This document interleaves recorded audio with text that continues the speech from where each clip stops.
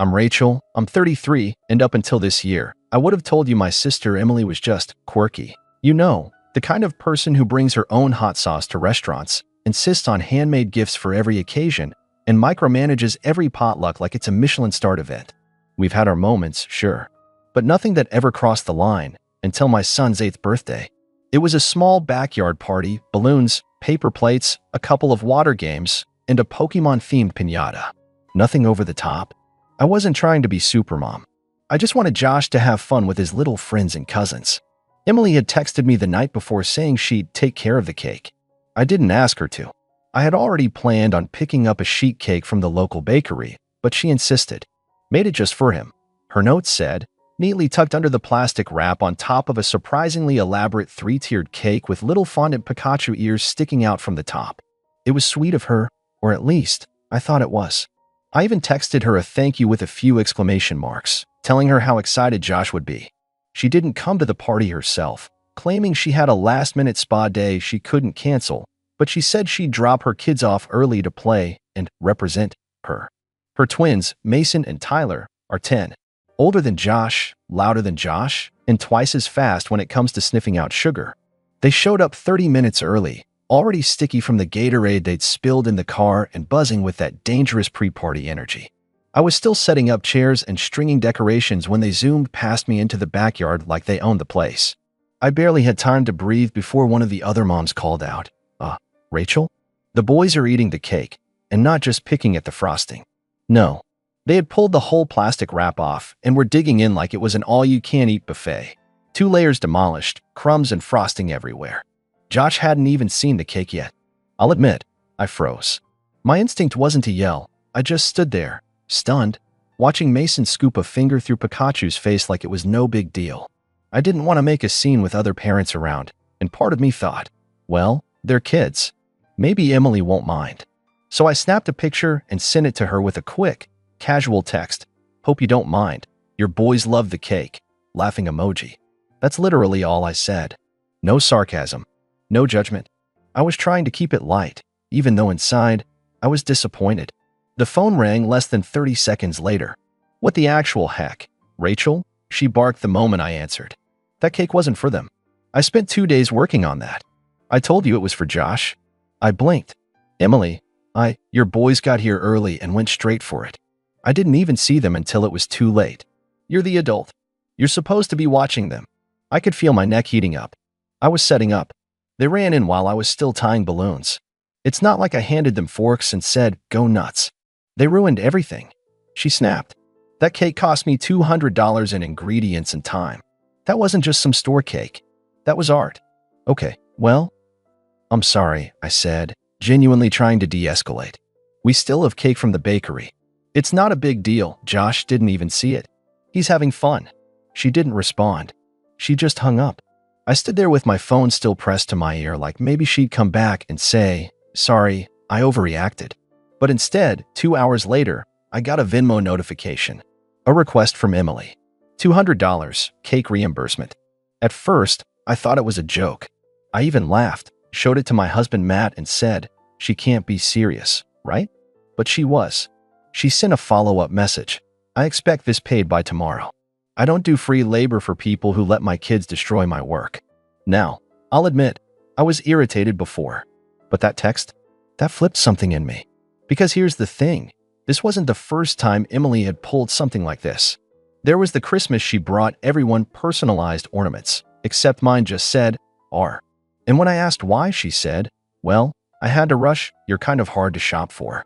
Or the time she offered to help with my baby shower and then hijacked the whole thing, making it all about her future niece or nephew, and giving a long speech about how she was the reason I was even a mom to begin with. I'd always brushed it off, told myself she just liked attention, that it wasn't worth the family drama to call her out. But now she was demanding money for a cake her own kids ate? I was done tiptoeing. I didn't respond right away. I just let the request sit there. She sent another text the next morning. Hey, haven't seen the payment come through. Just reminding you before I escalate this to mom and dad. Oh, of course. And like clockwork, that afternoon I got a call from our mother. Rachel, she said in that disappointed tone she perfected sometime around 1998. What happened with Emily's cake? I sighed. Mom, Her kids showed up early and ate it. That's what happened. Well, she says you were careless, that you didn't appreciate her gift. You know how much time she put into that. She didn't even stay for the party, I snapped. And now she wants me to pay her because her own children ruined her surprise? That's not normal. You were the host, Mom said slowly. Maybe you should have been more aware.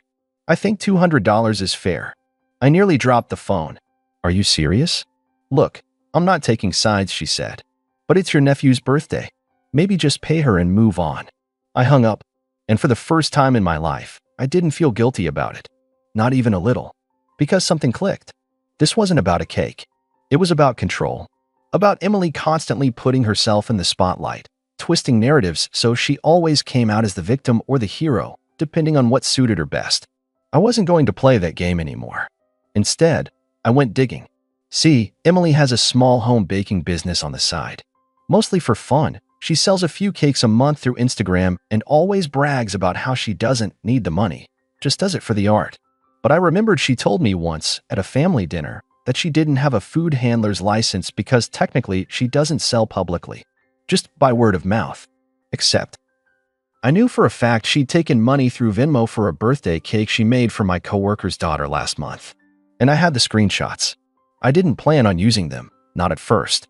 But then Emily escalated. She posted a rant on Facebook, tagged me in it, saying how some people don't appreciate handmade gifts, and how when you pour love into something and it gets treated like trash, it's hard not to feel undervalued. She didn't mention the $200 directly, but she didn't need to. Half our extended family was suddenly texting me saying they couldn't believe I treated her like that. And that's when I knew. This wasn't just about a cake anymore. It was about setting a boundary and making sure this time it actually stuck. I didn't respond to her post. Not publicly, anyway. I didn't even leave a comment. I just watched the likes and sympathetic comments roll in from people who had no idea what had actually happened. Cousins who hadn't spoken to me in years were suddenly writing things like, "You're such a good sister, Em. Don't let people walk all over you." I felt the heat building in my chest, that slow, tight feeling that always crept in when I felt cornered but couldn't scream. Matt asked me if I wanted him to say something. I said no. I needed to handle this myself. I wasn't going to play her game. I was going to flip the board. So, I waited. 2 days. 3. Let the Venmo request expire. Let the whispers in the family chat build. My mom even sent me a passive-aggressive message. Still no apology? You used to have more grace than this. That one stung. Not because I cared what she thought, but because I realized how long they'd been enabling Emily. Grace, to them, meant silence. It meant compliance. And I was done with both. So I made one call. To my coworker, Tanya. The one who bought the unicorn cake from Emily last month and paid via Venmo. I asked her if she'd mind forwarding me the receipt Emily sent, along with the conversation they had about pricing. Tanya was more than happy to oblige, especially when I told her what was going on. Then I went to the official health department's site, pulled up the cottage food law page, took screenshots, highlighted the section that said food sales, even from home, needed a license, and how failure to comply could result in penalties. Emily's little side hustle wasn't legal. She told me as much, bragging that she was too small to be noticed. I still wasn't planning to report her. That's not who I am. But I was going to make sure she knew I could. That if she wanted to keep poking me, she was playing a dangerous game. So I sent her a message. Simple. Calm. Hi, Emily. I'm sorry your boys got into the cake. I didn't invite them early, and I didn't think I had to guard it like the crown jewels. I won't be paying your Venmo request. If anything, you should be thanking me for not sending you a bill for cleaning up the frosting they smeared all over my patio furniture. Also, just a friendly reminder, running a baking business from home without the proper food permits is illegal in our state. Someone might want to check that out before demanding $200 over text. I attached the screenshots. The law. The Venmo payment from Tanya. Her Instagram post where she offered custom cakes starting at $150. I didn't threaten her. I didn't need to. She left me on read. For an entire week. No comments. No Venmo requests. No passive-aggressive Facebook quotes about people who don't support small businesses. Just silence. Until Sunday afternoon, when my mom showed up at my door with a plastic container of grocery store cookies and a sheepish smile. I brought treats for Josh, she said, like that would undo everything. I crossed my arms. Did Emily send you? No, she said, but her eyes darted. Okay, yes. She's upset. She said you're trying to ruin her business. She tried to invoice me for something her kids ruined. I cut in. Then dragged my name through the mud when I wouldn't pay. All while illegally running a business she never registered. She's embarrassed, Rachel. Good. Maybe she should be. Mom shifted uncomfortably. She says she's scared now. That you might report her. I said nothing. Just stared at her. Will you? Mom finally asked. That question hung in the air for a moment too long. And I realized that wasn't fear in her voice. That was expectation. Not will you as in will you actually do this, but please don't. Because family is supposed to let each other get away with stuff. And that's when I knew what I had to do. I didn't answer my mom. I just walked back inside, leaving her standing on the porch holding those discount cookies like they were some kind of peace treaty. Instead of calling Emily, I posted something. Not to be petty, not to start drama, but to set the record straight. Hi everyone. I've stayed quiet for a few days because I didn't want to turn my son's birthday into a circus. But since a lot of people seem to have heard Emily's side of the cake incident, here's mine. Emily made a cake and dropped it off. Her kids arrived early and ate most of it before the party started. She then demanded $200 from me for the cake and posted vague accusations online when I declined. I was blamed for not supervising her children, then guilt for not paying. Just to clarify, I did not ask her to make a cake. I had already ordered one from the bakery. Her gesture, while appreciated, was unsolicited, and the mess her kids left was extensive. I have no interest in continuing this drama, but I won't be villainized for drawing a boundary. I love my family, but love doesn't mean letting people walk all over you. I didn't name call. I didn't mention the illegal business, but people read between the lines. The comments started rolling and almost immediately. Thanks for clearing that up, Rachel. Honestly, good for you. Saw the post she made, was wondering what really happened. She charged you. For real. No one clapped back.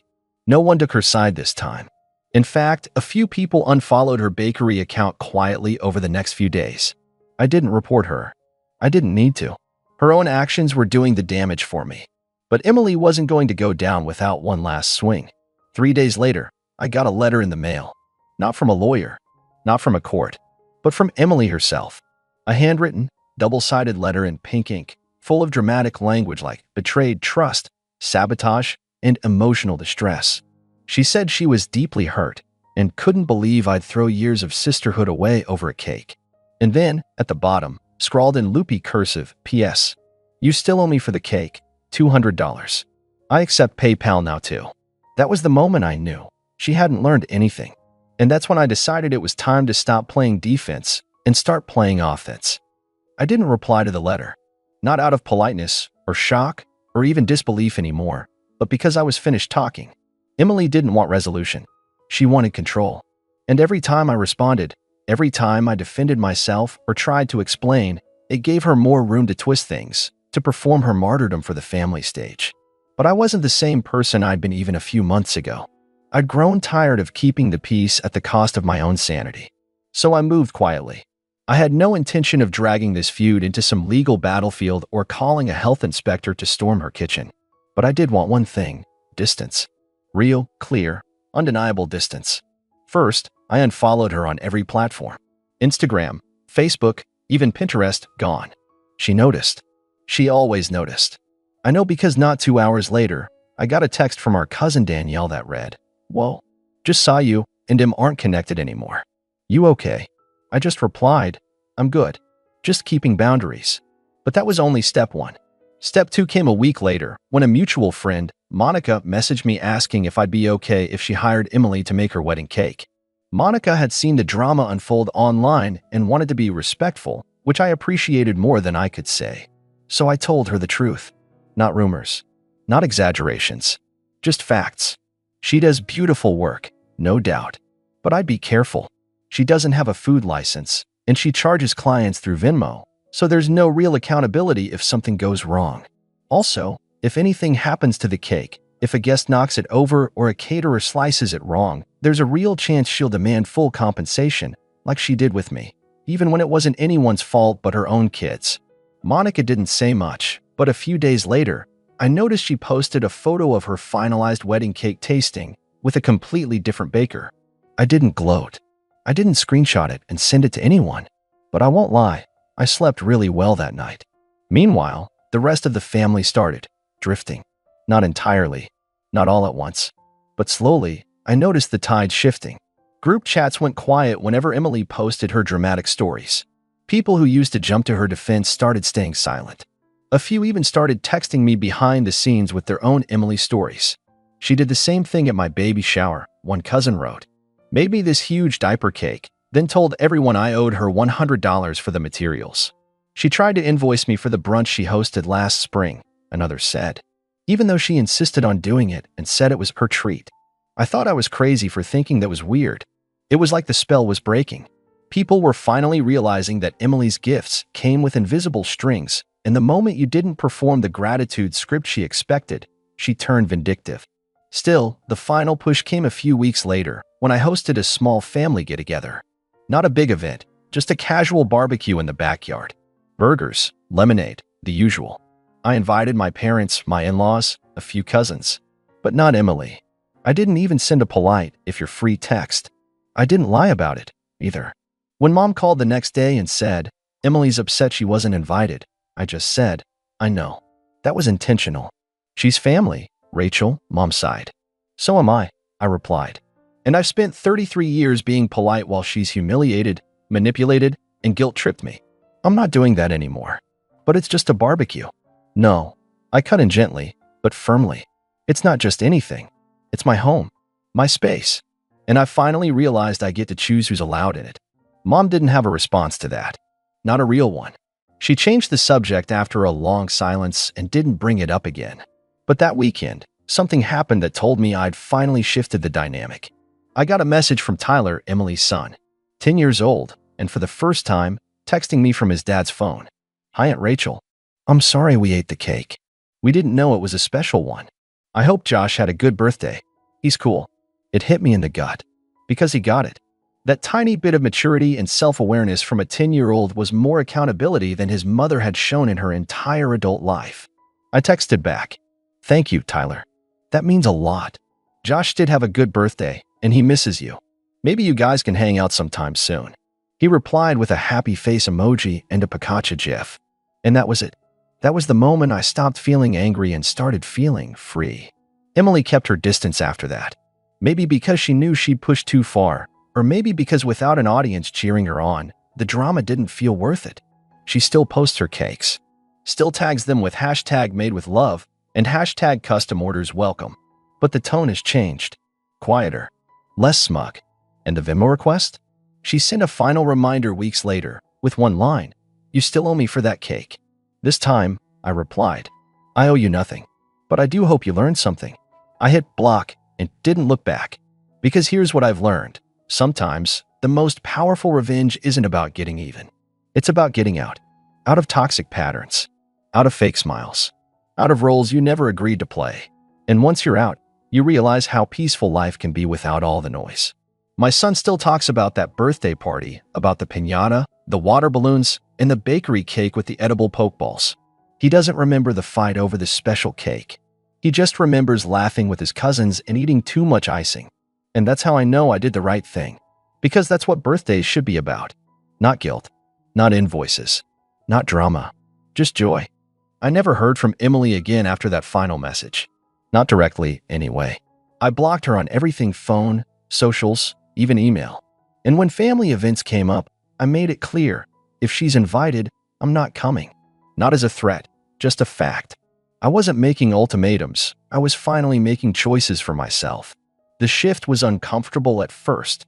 My mom didn't understand. She kept trying to mediate, insisting Emily was just high-strung and meant well deep down. But eventually, even she stopped pushing. She saw that I wasn't budging. She saw that I meant it this time. And I think, on some level, it made her reevaluate things too. The next holiday came, Thanksgiving. My husband and I hosted it ourselves, just a small gathering. I invited my parents, my cousins, a few close friends. Emily wasn't invited.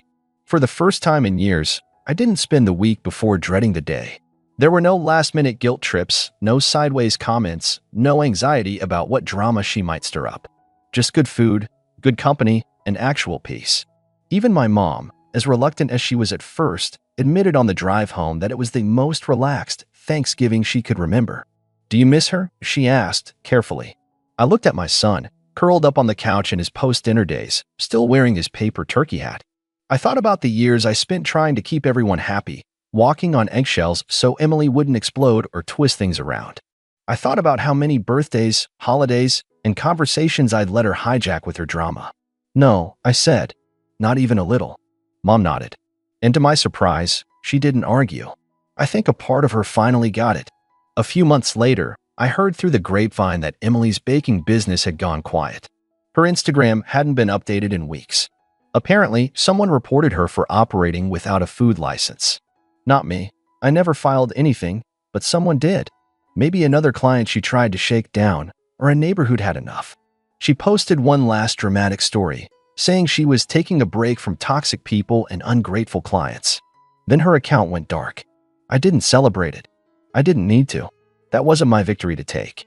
My victory came in smaller, quieter moments. Like when Josh asked me, months later, "Will Aunt Emily be at my next birthday?" And I said, "No, buddy, she won't." He just shrugged and said, "Okay. Can we have the same cake as last time? The one with the poke balls?" I smiled. "Yeah, we can." Because in the end, I didn't need to ruin Emily. I just needed to remove her. And by doing that, I got something way better than revenge. I got my peace back. And this time, I'm not giving it up for anyone. I've been lurking here for a while, and I never thought I'd have a story worth sharing. But after years of dealing with my family's entitlement, I think it's finally time to put it all out there. This is the story of how my parents made me work 2 jobs as a teenager while my brother, their golden child, got to live at home rent-free, do nothing, and still be treated like royalty. And how, years later, when they needed my help, they tried to manipulate me one last time. So let's rewind to when I was 16. My parents were the kind of people who believed in tough love, but only for me. My younger brother, who we'll call Jason, was special. Not in any actual way, he was just the youngest, and for some reason, that meant he was treated like a prince while I was treated like an unpaid servant. When I turned 16, my parents sat me down and gave me a whole speech about learning responsibility. Basically, that meant they weren't going to pay for anything anymore, not my clothes, not my phone, not even food if I wanted snacks outside of the 3 sad meals they made. If I wanted anything at all, I had to get a job. So I did. Actually, I got 2 jobs because one minimum wage job wasn't enough to cover everything. I went to school during the day, worked evenings at a fast food place, and then did weekend shifts at a retail store. It sucked, but I did what I had to do. Meanwhile, Jason, he got to sit on his ass all day, play video games, and complain when dinner wasn't exactly what he wanted. He never had to lift a finger. I brought it up once, just once. I asked my parents why Jason didn't have to get a job, why he wasn't expected to help around the house, why he got free spending money when I had to break my back working. And their response? He deserves to be taken care of. Like I didn't? Like I wasn't also their kid? That was the moment I realized exactly where I stood in the family hierarchy, below Jason, below their expectations, and definitely below their interest in fairness. Fast forward a few years. The moment I turned 18, I moved out. I had been saving every penny I could, and I managed to get a tiny, run-down apartment with a roommate. It wasn't much, but it was mine. My parents barely reacted when I left. They didn't help, didn't offer support, didn't even seem to care. And Jason? He just shrugged and kept living his consequence-free life. I went no contact for a while, just trying to build my own life without their nonsense. I worked my ass off, climbed my way up in my job, and eventually got to a place where I was financially stable. I wasn't rolling in money, but I was doing well. Meanwhile, Jason was still at home, still jobless, still mooching off my parents, and apparently still deserving to be taken care of. Then, out of nowhere, my parents reached out. I hadn't heard from them in years, but suddenly, they were calling, texting, leaving voicemails. It started with, "Hey, how have you been?" but quickly turned into, "We need to talk." When I finally answered, I was hit with the most dramatic, over-the-top sob story I had ever heard. They told me that my dad had lost his job, my mom was struggling with serious health issues, and they were barely making ends meet. They needed help. Financial help. Urgently. They made it sound like they were on the verge of losing the house, like they were barely scraping by, like my mother was on her deathbed. At first, I almost felt bad. Almost. But then, I started asking questions. What exactly was wrong with my mom? What specifically happened with my dad's job? What had they tried before reaching out to me? And, most importantly, Was Jason working now? Silence. Awkward fumbling. A few weak excuses. And then, the truth started slipping through the cracks. My dad had lost his job, but he was on unemployment and just didn't feel like getting another one.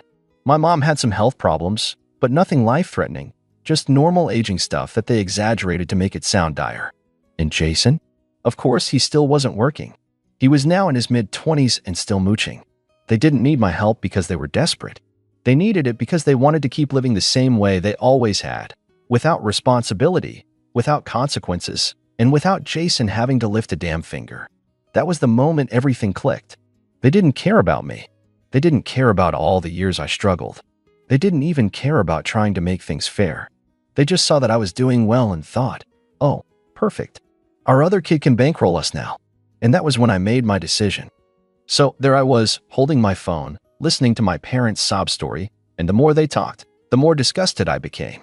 They didn't even try to hide their manipulation. It was clear as day. They were trying to guilt-trip me into giving them money so they could keep living the same entitled, lazy life they'd always lived. They didn't care about me. They didn't care about the sacrifices I made. It was just about getting what they could from me. When I stayed silent for a moment, they started to get desperate. We don't know what we're going to do, honey. My mom's voice cracked. We might lose the house. You know how much we've sacrificed for you. You owe us. Owe them? The audacity. I was the one who sacrificed everything for them. I worked 2 jobs in high school while Jason sat there and lived rent-free, playing games all day. I sacrificed my childhood to support them, and this was how they saw it? I couldn't help myself. I scoffed. Oh, you. There was a long pause. Well, yes, my mom continued, her voice a little more firm now. You've been on your own for so long, and we've always supported you in our own way. But you know, with everything that's happened lately, we really need some help. I stayed calm, even though my blood was boiling. I could feel my heartbeat in my ears. I'm not sending you money, I said flatly. You've had plenty of time to prepare. You didn't care when I was working my ass off just to get by. You didn't care when I was struggling, and you still made me pay for everything. But now that you need something, you think I owe you. Silence. I could hear them in the background talking quietly to each other, probably trying to figure out what to say next. I wasn't giving in. But then, just when I thought they might back off, Jason's voice came through the line. Hey, what's up, sis? The nerve. I tried to keep my tone neutral. Not much. Just telling mom and dad that I'm not sending money. Jason chuckled. Come on, it's not like they're asking for much. Just a little help, right? I could feel my frustration building, but I stayed cool. Yeah, and last time I checked, you're an adult too, Jason. Maybe you should step up and help them out. Jason's laugh faded. Oh, come on. I'm the baby of the family. You know they've always taken care of me. Why are you so upset? Because you're 26 years old and still living at home, doing absolutely nothing. It's time to grow up, I snapped. There was a long pause on the other end, then Jason muttered, whatever. You're just being selfish. It wasn't even about me being selfish. It was about me finally standing up for myself. But of course, Jason didn't get that. Yeah, I guess I'm just selfish for not wanting to keep paying for their laziness, I said, feeling the sarcasm drip from my words. That's when my mom jumped back into the conversation. It's not like that, sweetie. We just need a little help, okay? You don't have to give us everything. Just a little something. Please. We're your family. That family card. Again. No, Mom. You're right. I don't have to give you anything, I said, my voice getting a little colder now. But you know what? I'm going to make this easy for you. Since you've always been so generous with Jason, I think you'll have no problem continuing to support him. Let him take care of you for once. There was a moment of stunned silence. I could practically hear the gears turning in their heads as they realized I wasn't budging. Finally, my mom's voice cracked again. Sweetie, you're being unreasonable. You can't just abandon us like this. We've always been there for you. That was it. I couldn't take it anymore. You were never there for me. You never supported me. I've been taking care of myself for years, and I'm done being the one to pick up the pieces every time you mess up. So no, I'm not sending money, and I'm not going to be your backup plan anymore. You'll have to figure it out. Just like I did. There was a long pause. I could hear Jason in the background arguing with him. My mom was trying to reason with me, but I wasn't hearing it. Please, don't do this, my mom pleaded. We're your parents. We took care of you when you were younger. Can't you help us now? I sighed. I was done. Done with the manipulation. Done with the guilt trips. No, You had your chance, I said, my voice firm. You've made your choices. Now you get to live with them. There was silence on the other end for what felt like forever. Then Jason started whining. What is wrong with you? Why are you acting like this? Your family, and you're just going to leave us high and dry. I didn't even reply. I just hung up. That was the last straw. The next day, I checked my bank account. There was a small, barely noticeable charge from my parents' bank account, a charge I never authorized. It wasn't a huge amount, just a couple $100, but it was my money. The audacity. I called them. Again, no answer. So I emailed them, asking them to explain the charge. The email I got back was classic, a lame excuse about a misunderstanding and how they didn't realize they were using the wrong account. Of course, it was all a lie. They had taken the money thinking I wouldn't notice. At that point, I knew I had to take things further. I wasn't going to let them get away with it. But what could I do to really make them feel what they'd done? To make them understand that I wasn't just some bank account to dip into whenever it was convenient for them? So there I was, staring at my phone, reading that email from my parents, which was just the kind of low-ball excuse I had expected. Misunderstanding my ass. They knew exactly what they were doing. I could barely contain my rage when I saw it, the small charge, a couple $100, that had somehow ended up in my parents' account.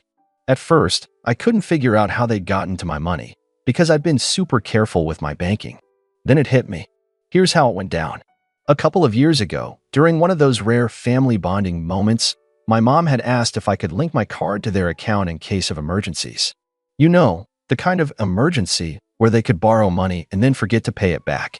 I had been naive, agreeing to it because I trusted them. It was supposed to be for emergencies only. But let's be real, nothing ever stays an emergency in their world. I should have known better. Over the years, I had kept my card linked to their account, mainly for situations like when I needed to pay for something that wasn't accessible through my own funds, like a last-minute flight or an urgent repair. But I'd made it clear from the start that it wasn't to be used for their personal spending. Except, as I looked at that charge, it became clear that's exactly what they'd done.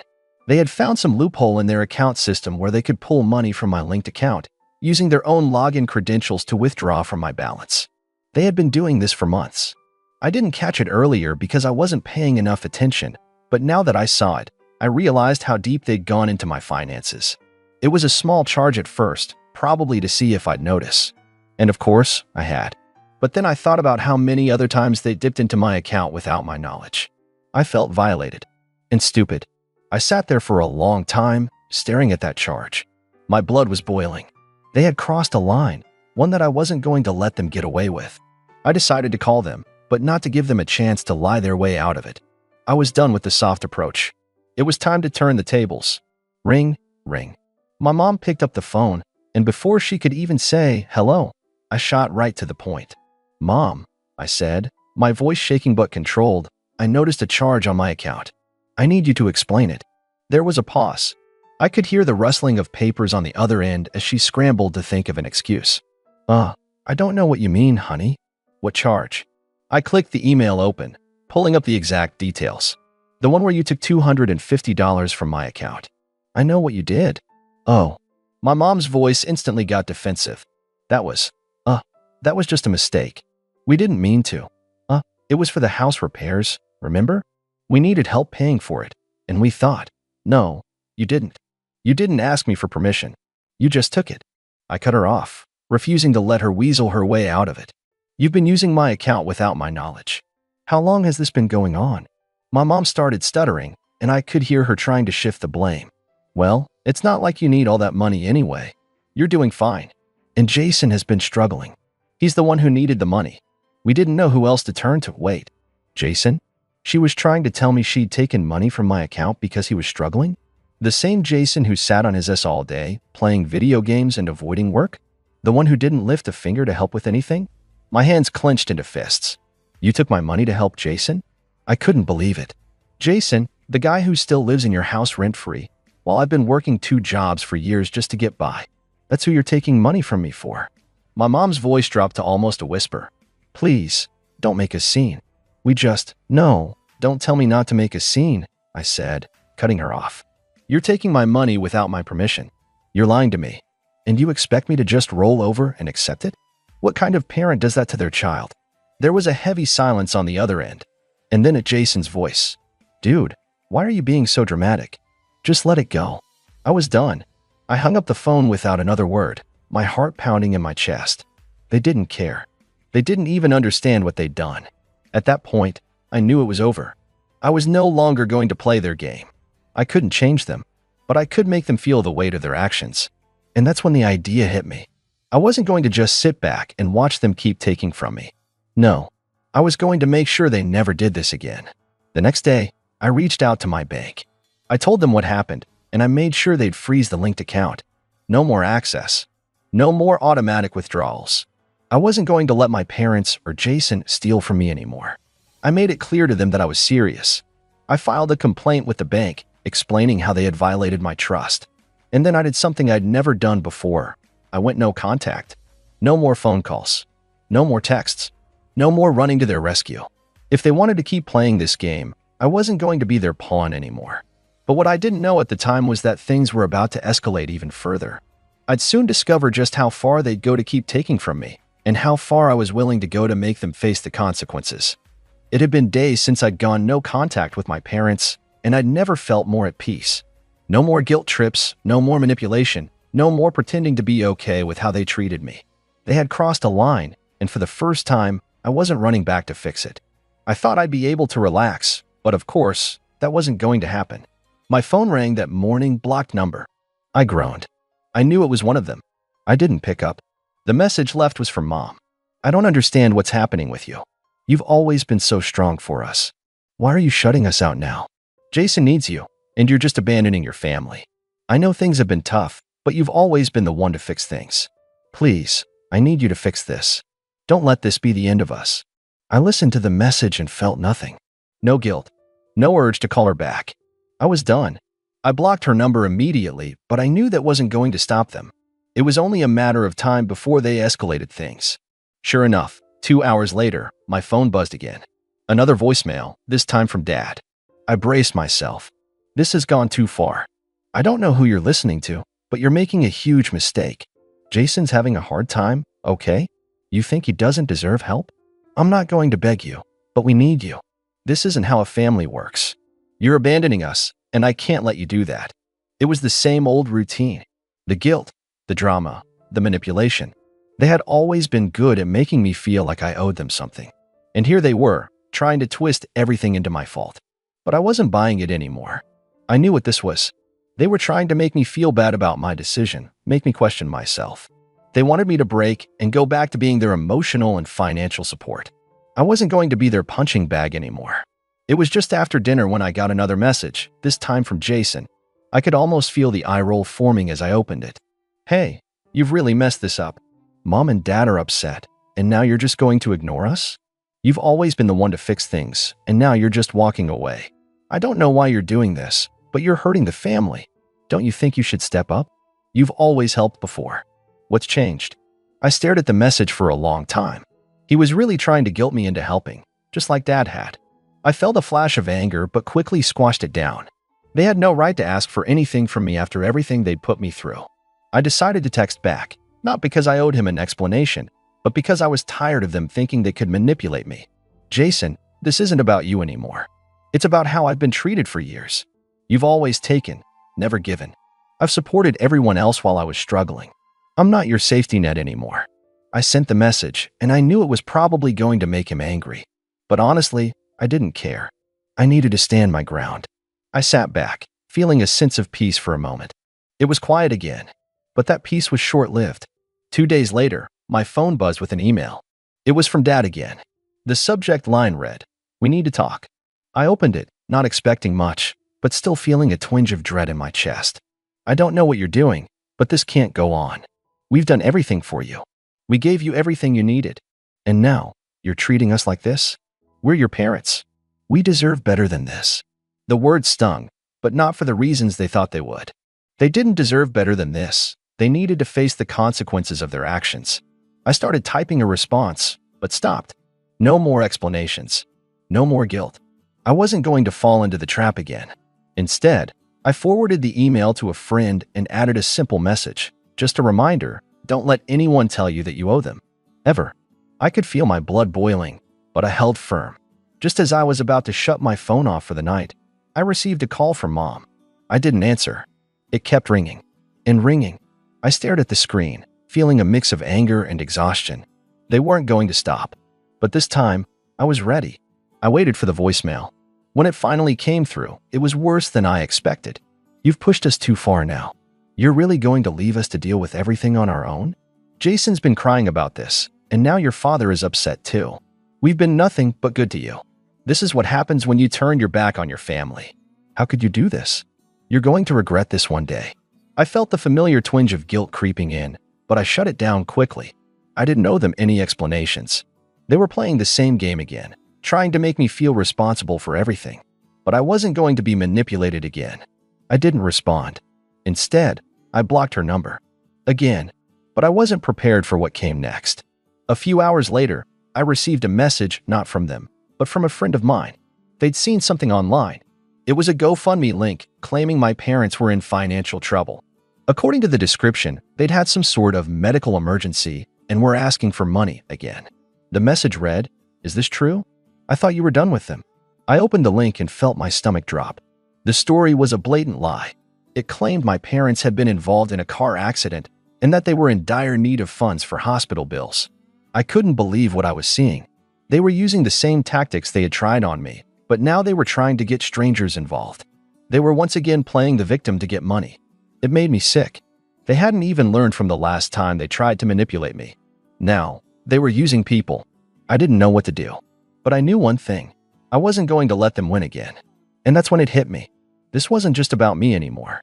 This was about making sure they faced the consequences of what they had done to me and to everyone else. I stared at my phone, the GoFundMe page still open in front of me. The story was so exaggerated, so full of holes, that I couldn't believe anyone was buying it. But that's when it clicked. I needed to expose them for what they really were.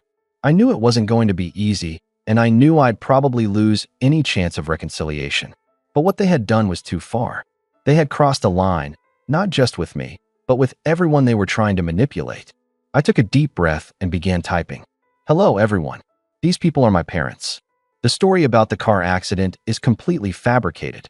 My parents are not in any medical emergency. They are not in any financial trouble. This is just another attempt to scam people into giving them money under false pretenses. I can't stand by and let them keep doing this to others. They've spent years taking advantage of me, making me feel guilty for their mistakes, while my brother was allowed to live rent-free and treated like the golden child. They've played the victim for so long that I've had enough. I'm cutting contact with them for good. Please don't donate to this page. Instead, take this as a reminder that not everyone who asks for help is being honest. I've been the one who's had to work 2 jobs to support myself, while they sat back and took advantage. It's time to stop letting people like them get away with this." I paused before clicking the send button. I thought about the consequences. I thought about how they would react. But I didn't hesitate. It was time for the world to know the truth. I posted it. Immediately, the notifications flooded in. Comments, messages, shares. People were starting to see through the facade. The GoFundMe page was bombarded with negative comments, calling out my parents for their lies. Donations stopped pouring in, and within hours, the page was taken down for violating platform policies. I couldn't help but feel a small sense of relief. For once, I wasn't the one carrying the weight of their lies. The next morning, I woke up to a barrage of messages. Most of them were from friends, some offering support, others just shocked that I had exposed everything so publicly. But then there were the messages from them, my parents. "Why did you do this? We raised you better than this. Do you have any idea what you've done? You're ruining everything." Jason even got involved, calling me up, furious. "Why are you doing this? Mom and Dad are in trouble, and you're just making it worse. They've always been there for you. You're tearing the family apart." I didn't even respond to their messages. I didn't need to. I'd already made my choice. For the first time in my life, I felt like I had control over my own story. I wasn't going to let them dictate my happiness anymore. I wasn't going to be their emotional punching bag, their scapegoat. I had done the right thing, and now it was time to move on with my life. It didn't happen overnight, but slowly, things started to fall into place. I was finally free. I focused on my career, spent time with friends who genuinely cared about me, and started living life the way I wanted to. As for my parents, they never reached out again. They probably never thought I'd have the guts to stand up to them. let alone expose them for what they really were. But I did. And honestly, I didn't care if I ever heard from them again. I had my peace. And that was all that mattered. What do you all think? Was I wrong for exposing them? Or did I finally take control of my own life? Let me know your thoughts.